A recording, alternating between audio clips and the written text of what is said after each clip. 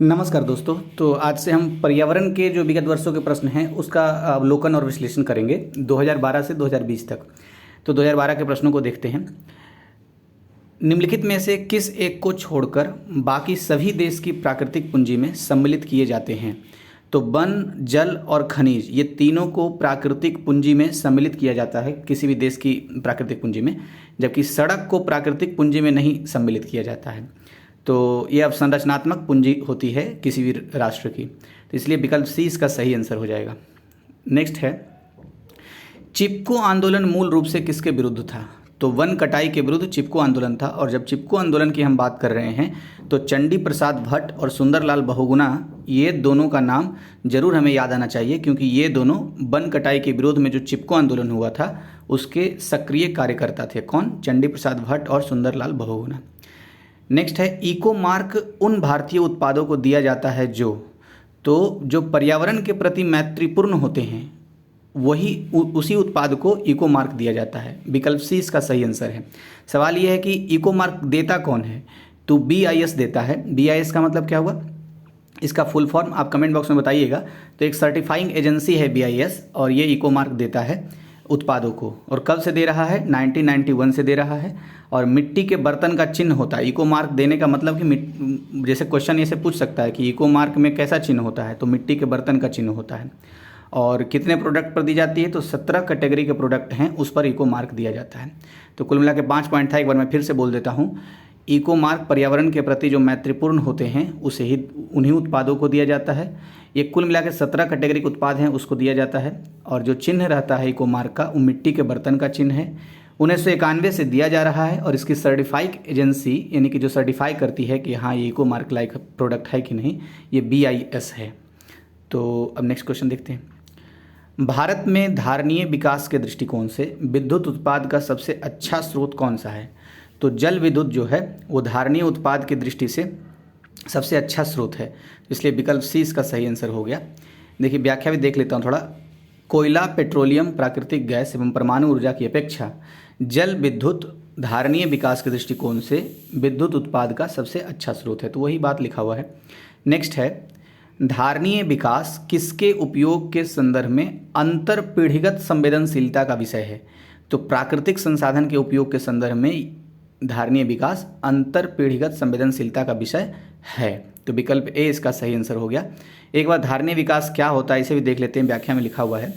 Mains में कभी कभी अगर धारणीय विकास पर प्रश्न आए तो एक लाइन में डेफिनेशन यही हम दे सकते हैं कि धारणीय विकास विकास की वह अवधारणा है जिसके तहत वर्तमान की आवश्यकताओं के साथ साथ भविष्य की आवश्यकताओं को भी ध्यान में रखा जा सकता है। तो ये है। दूसरा पॉइंट इसमें है, धारणीय विकास का मुख्य उद्देश्य पृथ्वी के प्राकृतिक संसाधनों का न्याय संगत उपयोग, रक्षा, संरक्षण तथा उचित प्रबंध करना है। तो ये कुछ महत्वपूर्ण पॉइंट थे। नेक्स्ट, सूची 1 को सूची 2 से मिलान करना है। एक साइड है वायु प्रदूषक और दूसरे साइड है प्रभावित अंग। तो कौन से वायु प्रदूषक से कौन सा हमारा शरीर का अंग प्रभावित होता है? जैसे एस्बेस्टॉस धूल, तो एस्बेस्टॉस धूल से फेफड़ा प्रभावित होता है, तो 1 का 3 हो जाएगा। सीसा से हमारा मस्तिष्क प्रभावित होता है। पारा से हमारा उदर यानी कि पेट प्रभावित होता है। और कार्बन मोनोऑक्साइड से हमारी रक्त धाराएं जो है, ब्लड सर्कुलेशन, वो प्रभावित होता है। तो इस लिहाज से विकल्प बी जो है इसका सही आंसर हो जाएगा। एक बार फिर से व्याख्या देख लेते हैं तो शॉर्ट रिवीजन फिर से हो जाएगा। एस्बेस्टॉस जहरीला पदार्थ है, इससे फेफड़े का कैंसर हो सकता है। सीसा मानव शरीर में केंद्रीय तंत्रिका तंत्र एवं मस्तिष्क को नुकसान पहुंचा सकता है। पारे की विषाक्तता से उदर संबंधी समस्याएं उत्पन्न होती है, मतलब पेट संबंधी समस्याएं उत्पन्न होती है। और चौथा, कार्बन मोनोऑक्साइड पीड़ित व्यक्ति के रक्त के हीमोग्लोबिन से प्राथमिक रूप से संयोजित होकर ऑक्सीजन अणुओं को प्रतिस्थापित करके और क्रमशः रक्त को ऑक्सीजन रहित करके क्रिया करती है, जिसके परिणाम स्वरूप कोशिकीय श्वसन असफल हो जाता है और मृत्यु हो सकती है। इतना लंबा चौड़ा याद रखने की आवश्यकता नहीं, बस इतना ध्यान रखना है कि कार्बन मोनोऑक्साइड जो है हमारे ब्लड सर्कुलेशन को प्रभावित कर देता है नकारात्मक रूप से, और हमें ऑक्सीजन की पूर्ति नहीं होती है। नेक्स्ट, 50 से अधिक देशों द्वारा समर्थित संयुक्त राष्ट्र का मौसम परिवर्तन समझौता कब प्रभावी हुआ? तो 21 मार्च 1994 से प्रभावित हुआ है। तो ये क्वेश्चन ऐसा नहीं कि रिपीट नहीं हो सकता है, क्योंकि जब 1994 की बात 2012 में रिपीट हो सकती है, तो 2021 या 22 में या आगे के वर्षों में क्यों नहीं हो सकती है? क्योंकि ये ऐतिहासिक है एक तरीके से। फिर से बोल देता हूँ, 21 मार्च 1994 को 50 से अधिक देशों द्वारा समर्थित संयुक्त राष्ट्र का मौसम परिवर्तन समझौता प्रभावी हुआ था। अब यहाँ पे 2 पॉइंट है। पहला पॉइंट ये है कि इसी को बोलते हैं UNFCCC, United Nations framework on climate, ये क्लाइमेट चेंज कुछ करके ऐसे होता है, कन्वेंशन ऑन क्लाइमेट चेंज, तो ये इसका फुल फॉर्म होता है। 21 मार्च 1994 से प्रभावी है ये UNFCCC, और अभी तो फिलहाल 197 देशों द्वारा भी रेटिफाई कर दिया गया है। संयुक्त राष्ट्र ने जलवायु परिवर्तन को रोकने की दिशा में समय समय पर कई महत्वपूर्ण प्रयास किए हैं, तो ये महत्वपूर्ण नहीं था। बस यही 2 पॉइंट कि UNFCCC 21 मार्च 1994 से प्रभावी है, फिलहाल अभी 197 देश इसको रेटिफाई कर चुके हैं। नेक्स्ट, निम्नलिखित में से कौन सी हरित गृह गैस नहीं है? तो हरित गृह गैस कहते किसे हैं, ये भी महत्वपूर्ण है जानना। खैर, अभी ये देखते हैं कि जो नाइट्रोजन है ये हरित गृह गैस नहीं है। कैसे? क्योंकि हरित गृह गैस उन गैसों को कहते हैं जो पृथ्वी के तापमान को बढ़ाने में मदद करते हैं। तो पृथ्वी के तापमान को बढ़ाने में मदद करने वाले गैस मीथेन है, कार्बन डाइऑक्साइड है और नाइट्रस ऑक्साइड है, जबकि नाइट्रोजन नहीं है। तो इसलिए इसका आंसर विकल्प डी हो जाएगा। व्याख्या भी देख लेते हैं और क्लियरिटी हो जाएगी। ग्रीन हाउस गैसें ग्रह के वातावरण या जलवायु में परिवर्तन और अंततः भूमंडलीय उष्मीकरण के लिए उत्तरदायी होती है, यानी उसमें गर्मी पैदा करने के लिए। Carbon dioxide, nitrous oxide, methane, chlorofluorocarbon आदि प्रमुख ग्रीन हाउस गैसें हैं, जबकि नाइट्रोजन ग्रीन हाउस गैस नहीं है। नेक्स्ट, निम्नलिखित में से कौन सा पिछली शताब्दी में पृथ्वी के औसत तापमान में वृद्धि प्रदर्शित करता है? तो 0.8 डिग्री सेल्सियस है, यही वृद्धि प्रदर्शित करता है, तो विकल्प सी इसका सही आंसर हो जाएगा।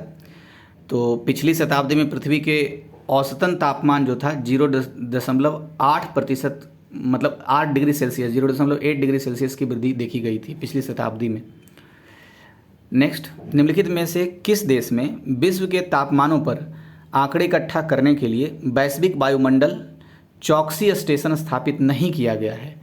तो भारत में नहीं किया गया है, जबकि अल्जीरिया, ब्राज़ील और केन्या, ये तीनों जगह में किया गया है, जैसा कि उपलब्ध विकल्प है। तो यहाँ पर देख लेते हैं, वर्तमान समय में वैश्विक वायुमंडल चौकसी स्टेशनों की संख्या 31 है, यानी 31 है।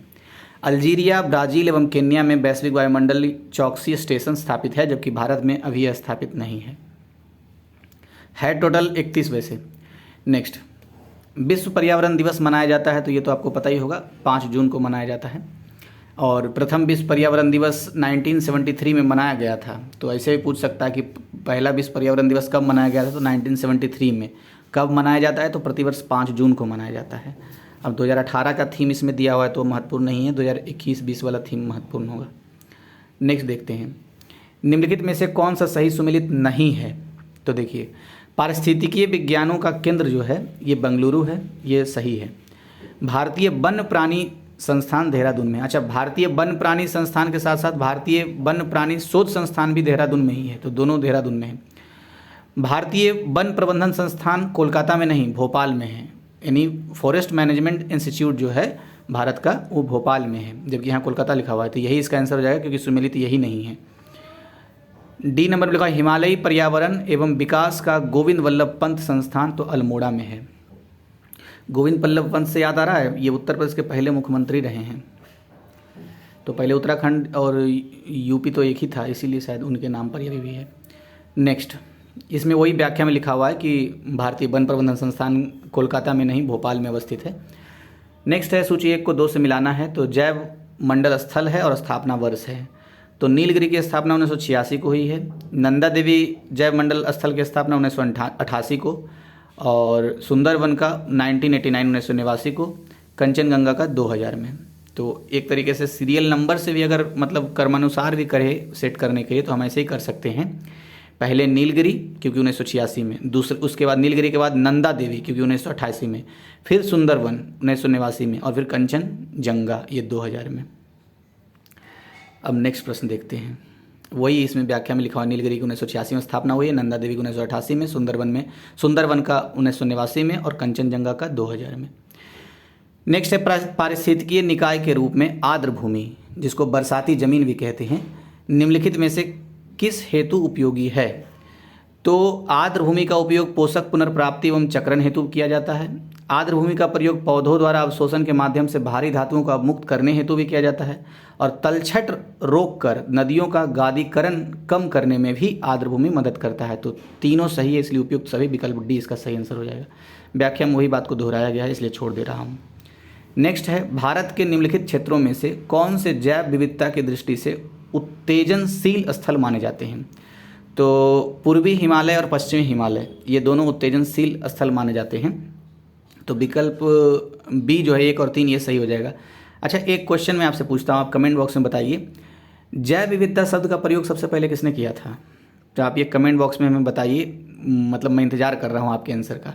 जैव विविधता और एक और आता है शब्द हॉट स्पॉट, तो ये दोनों शब्द का सबसे पहली बार किसने प्रयोग किया था, इसका नाम आपको बताना है। नेक्स्ट देखते हैं, भूमिगत जल को दूषित करने वाले अजैविक प्रदूषक हैं। तो आर्सेनिक जो होता है वो भूमिगत जल को प्रदूषित करता है, और ये अजैविक प्रदूषक है एक तरह का। अजैविक मतलब जिसमें जीवन नहीं है लेकिन फिर भी प्रदूषित करता है। किसको? भूमिगत जल को। कौन? आर्सेनिक। लिखा हुआ यहाँ पर, यह ज्वालामुखी के बाष्पों में समुद्र तथा अनेक खनिजीय जलों में मिश्रित रहता है। कौन? आर्सेनिक। नेक्स्ट, लाइकेंस सबसे अच्छे सूचक हैं किस चीज़ का? वायु प्रदूषण का। तो लाइकेंस से हम पता कर सकते हैं कि वायु प्रदूषण हुआ है कि नहीं। तो सबसे अच्छा सूचक होता है, विकल्प ए इसका सही आंसर हो गया। लाइकेन के बारे में 1-2 पॉइंट और है, जैसे कि लाइकेन के शरीर का निर्माण शैवाल तथा कवक से होता है, ये बात जानने वाली है। दूसरा ये कि लाइकेन जो है एक एग्जाम्पल है सिम्बायोसिस का। सिम्बायोसिस का मतलब सहजीविता का एक एग्जाम्पल होता है लाइकेन, एक दूसरे के सहयोग से एक दूसरे के जीवन को समृद्ध करना। अब नेक्स्ट, पारिस्थितिकी तंत्र में तत्वों के चक्रण को क्या कहते हैं? तो जैव भू रासायनिक चक्र कहते हैं पारिस्थितिकी तंत्र में तत्वों के चक्रण को। तो विकल्प बी इसका सही आंसर है, जैव भू रासायनिक चक्र। पारिस्थितिकी तंत्र में अजैविक तत्वों के जैविक प्रावस्था में परिवर्तन तथा इन जैविक तत्वों के अजैविक रूप में पुनरागमन के प्रारूप को जैव भू रासायनिक चक्र कहते हैं। ये इसका परिभाषा दिया है, लेकिन शब्द काफ़ी कठिन है, उतना ध्यान मत दीजिए। बस सिर्फ इतना मतलब समझ में आना चाहिए कि जो पारिस्थितिकी तंत्र में जितने भी तत्व होते हैं उसका जो चक्रण होता है तो वो जैव भू रासायनिक चक्र के अंतर्गत आते हैं। 64, राष्ट्रीय पर्यावरण इंजीनियरिंग शोध संस्थान कहाँ स्थित है? तो नागपुर में है। पर्यावरण इंजीनियरिंग शोध संस्थान नागपुर में है। इससे पहले कुछ संस्थान और भी आए थे तो उसको पुनः स्मरण की आवश्यकता है। अब देखिए, बस वही बात लिखा हुआ है कि राष्ट्रीय पर्यावरण इंजीनियरिंग शोध संस्थान 1958 में हुआ था, और कहाँ? नागपुर में। नेक्स्ट है, सही उत्तर जो है उसका चुनना है। ओजोन रिक्ति कारक के रूप में कौन कौन से एजेंट हैं? तो क्लोरोफ्लोरोकार्बन भी ओजोन को क्षय करता है, हेलोन्स भी ओजोन का क्षय करता है, कार्बन टेट्राक्लोराइड भी ओजोन का क्षय करता है। रिक्तिकारक का मतलब उसको समाप्त करना, रिक्त कर देना। तो ये तीनों एजेंट जो हैं ओजोन रिक्तिकारक हैं, इसलिए इसका आंसर सही हो जाएगा विकल्प डी 1, 2, 3। अच्छा, जब ओजोन क्षय की बात कर रहे हैं तो मॉन्ट्रियल प्रोटोकॉल हमें ज़रूर याद आना चाहिए, क्योंकि उसमें ओजोन के मतलब क्षय को रोकने के लिए कुछ बातें तय हुई थी अंतर्राष्ट्रीय स्तर पर। जैसे लिखा हुआ है, मॉन्ट्रियल प्रोटोकॉल के अनुसार CFC, हेलोन तथा अन्य ओजोन रिक्तीकरण रसायनों जैसे कार्बन टेट्राक्लोराइड के उत्पादन पर रोक लगा दी गई है। अब नेक्स्ट, 2 भिन्न समुदायों के बीच का संक्रांति क्षेत्र कहलाता है। तो संक्रांति क्षेत्र जो कहलाता है इकोटोन कहलाता है, विकल्प डी। इकोटोन के उदाहरण होते हैं जैसे घास स्थल, वन, ये सब इकोटोन के ही उदाहरण होते हैं। नेक्स्ट, एक मनुष्य के जीवन को पूर्ण रूप से धारणीय करने के लिए आवश्यक न्यूनतम भूमि को क्या कहते हैं? तो पारिस्थितिकीय पदछाप कहते हैं, तो यानी फुटप्रिंट। तो एक मतलब मैं इसको व्याख्या पढ़ता हूँ तो फिर से पुनर्रिविजन हो जाएगा। देख क्या लिखा हुआ है, पारिस्थितिकीय घटकों की वह आवश्यक मात्रा जो मनुष्य को उसकी जीवन शैली को सुचारू रूप से चलाने के लिए आवश्यक होती है, पारिस्थितिकी पदछाप कहलाती है। इसके अंतर्गत मनुष्य द्वारा कार्बन उत्सर्जन भी का भी मापन किया जाता है, तो ये बात ध्यान रखने योग्य है। नेक्स्ट, निम्नलिखित में से एक प्रवाल विरंजन का सबसे अधिक प्रभावी कारक है। तो सागरीय जल के सामान्य तापमान में अगर वृद्धि हो जाता है तो उससे प्रवाल विरंजन को नकारात्मक क्षति होती है, मतलब उस पर नकारात्मक प्रभाव पड़ता है। तो विकल्प सी इसका सही आंसर हो जाएगा। अब नेक्स्ट है, अच्छा व्याख्या भी पढ़ देता हूँ, थोड़ा रिवीजन और अच्छे से हो जाएगा। प्रवाल विरंजन समुद्री तापमान और अम्लता में वृद्धि सहित पर्यावरण दबाव के कारण होता है, जिससे सहजीवी शैवाल का मोचन और प्रवालों की मौत दोनों घटित होती है। मोचन मतलब समुद्री ये सहजीवी जो शैवाल होते हैं उससे अलग होने लगते हैं। नेक्स्ट है काजीरंगा किस लिए जाना जाता है? तो गैंडों के लिए जाना जाता है, गैंडों के संरक्षण के लिए काजीरंगा जाना जाता है। कहाँ है ये? असम में है काजीरंगा। अच्छा, काजीरंगा में और भी कई मतलब नेशनल पार्क हैं, जैसे मानस नेशनल पार्क है, वो बाघ संरक्षण के लिए जाना जाता है। नामेरी नेशनल पार्क है जो हाथी और बाघ दोनों के संरक्षण के लिए जाना जाता है। ये सब असम में है। डिब्रू सैखोवा जो है ये भी असम में ही है। ओरंग भी असम में है। दिहिंग पटकाई और रायमोना नेशनल पार्क ये सब भी असम में है। कुल मिलाकर के असम में 7 नेशनल पार्क है, उसमें से एक काजीरंगा है। तो काजीरंगा तो अभ्यारण्य है। ये रायमोना जो है ना, ये नया अभी घोषित हुआ है। तो रायमोना ये करंट अफेयर में भी आपको दिखा होगा, जरूर आपने पढ़ा है। तो सर्वाधिक जैव विविधता कहाँ पाई जाती है? तो उष्णकटिबंधीय वर्षा वनों में सबसे ज़्यादा जैव विविधता पाई जाती है। विकल्प ए इसका सही आंसर हो जाएगा। व्याख्या थोड़ा देख लेते हैं। एक इंपॉर्टेंट पॉइंट है कि इस क्षेत्र का विस्तार 10 डिग्री उत्तरी अक्षांश से 10 डिग्री दक्षिणी अक्षांशों के मध्य पाया जाता है। किसका? यही उष्णकटिबंधीय वर्षा वन का जो विस्तार है। इसमें वर्ष भर उच्च वर्षा तथा तापमान रहता है, मतलब तापमान भी उच्च और वर्षा भी उच्च रहता है। इसी कारण इसे अनुकूलतम बायोम यानी कि ऑप्टिमम बायोम भी कहा जाता है। नेक्स्ट प्रश्न है, निम्न में से कौन सा क्षेत्र ज्वारीय ऊर्जा उत्पादन का प्रमुख क्षेत्र है? तो खंबात की खाड़ी जो है ये ज्वारीय ऊर्जा उत्पादन का प्रमुख क्षेत्र है। खास बात ये है कि भारत में 8000 से 9000 मेगावाट ज्वारीय विद्युत उत्पन्न करने की क्षमता है। इस दृष्टि से लगभग 7000 मेगावाट उत्पादन क्षमता के साथ खंबात की खाड़ी का प्रमुख स्थान आता है। यानी 8 से 9000 तक पूरे देश की क्षमता है ज्वारीय विद्युत उत्पन्न करने का, और 8 से 9000 में से 7000 तो अकेले सिर्फ खंबात की खाड़ी का है। इसके अलावा फिर कच्छ की खाड़ी में लगभग 1200 मेगावाट का और ज्वारीय विद्युत उत्पादन की क्षमता है किसमें? कच्छ की खाड़ी का। सुंदरवन में 100 मेगावाट का। तो सबसे ज़्यादा जो ज्वारीय विद्युत ऊर्जा उत्पादन की क्षमता है वो है किसका? यही जो क्वेश्चन में था, खंबात की खाड़ी का। बस इतना ही है 2012 में। अब 2013 के साथ मिलेंगे।